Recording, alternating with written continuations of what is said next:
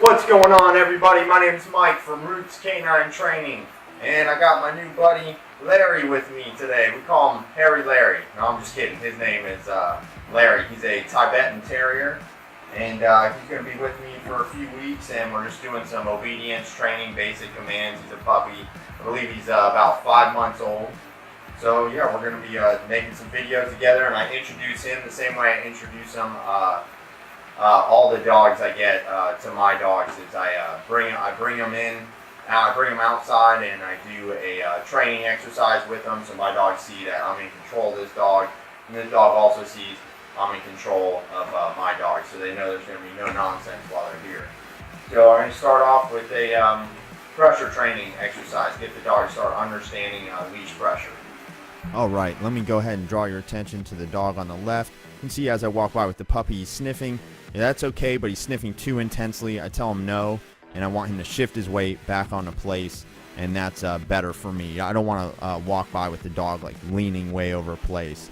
So now I can focus on the puppy, and I'm just doing a leash pressure exercise where the puppy's going in one direction, and I'm just slowly backing up.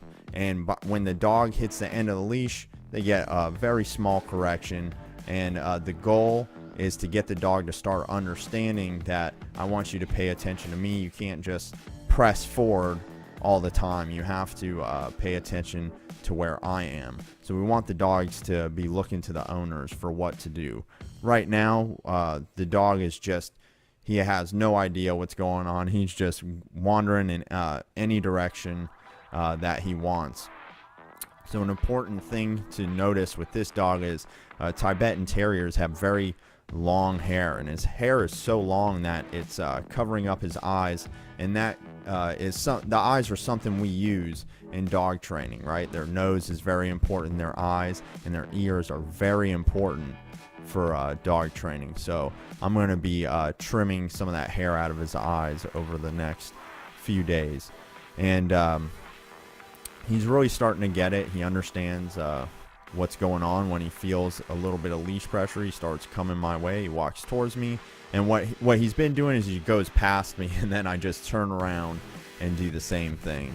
And he is getting it. He's a puppy, so we take things real slow with puppies. We don't put too much pressure on them. So I also started introducing the concept of sit to the puppy, and the way I do that is I put one hand on their chest and I pull up, and the other hand goes on their butt, and I push down, or right here as I'm rocking the dog's butt back and forth to get him off balance, and I get him in a sit. And as soon as he sits, I tell him good boy, and I give him some affection while he's in the sit position. Now with the puppy, we only work them for a few minutes. That's it. We do not do long sessions with them. They have short attention spans. And so we just want him to get the idea of when I say sit, we want muscle memory of him to sit down. And when he does, he gets affection.